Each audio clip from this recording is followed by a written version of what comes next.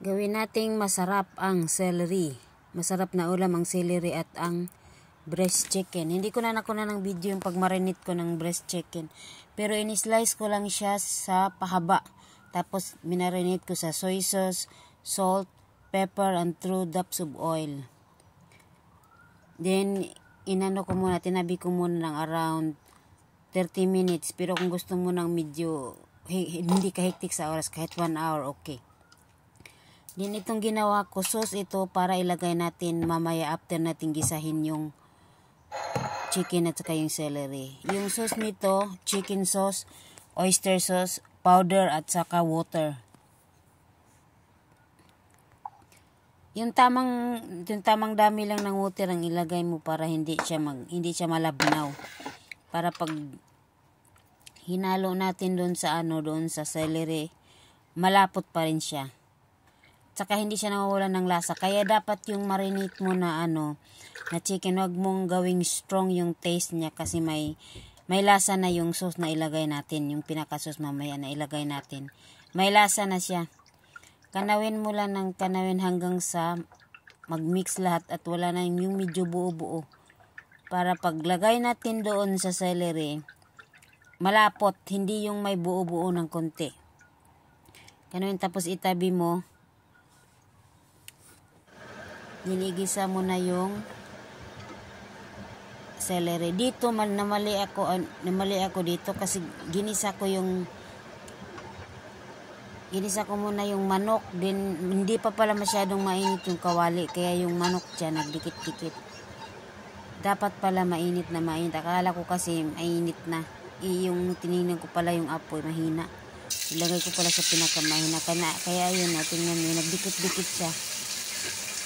Ang tamang nito, hindi siya nagdidikit-dikit. Pag mainit yung mantika at saka mainit yung kawali, hindi siya nagdidikit-dikit. Mainit masyado. Ito hindi lang katamtamang init lang to, nakalimutan kong ilagay sa high yung apoy. Akala ko tama na yung init niya, kaya ayan parang nagdikit-dikit siya. Saka hindi maganda pag katulad nito, para siyang nalalamog yung karne. Napuputol yung iba kasi dumidikit siya tapos kinakayod mo sa sandok. Then after that, tinabi ko muna din ginisa ko yung bawang. Bawang lang yung ginigisa ko dito kasi yung celery meron na siyang amoy. Kahit bawang lang yung ihalo mo sa panggisa, masarap na. Then binalik ko yung manok na ginisa ko kanina. Tapos saka ko nilagay ang celery.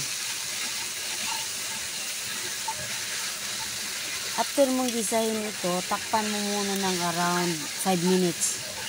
Kung gusto mo ng medyo crunchy siya, 5 minutes. 5 to 8. Pero kung gusto mo ng malambot, yung hindi siya crunchy, medyo haba-habaan mo at least 10 minutes para malambot siya. Meron kasi mga tao na ayaw nila sa gulay ayaw nila na matigas sa gulay. Pero dito sa akin, medyo crunchy lang. Ito na yung sauce na ginawa natin. Ninalo ko na. Dinhalo-haloin mo lang hanggang sa lumapot siya at mababawasan yung tubig niya. Tingnan mo yan habang hinahalo ko. Nababawasan yung tubig. Tapos tikman mo kung tama yung panlasa niya. Kung nakulangan ka, dagdagan mo na lang ng it's either salt or oyster sauce. Tapos tinakpan ko ulit kasi medyo matigas talaga.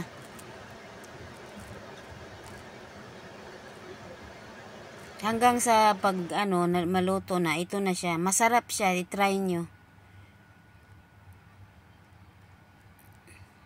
Ayan na siya, masarap. Maganda ito pag may lagyan mo siya ng nuts. Cashew nuts or peanuts. Wala kasi akong ganyan. Dapat may nuts pa ito sa taas. Yung after mong ilagay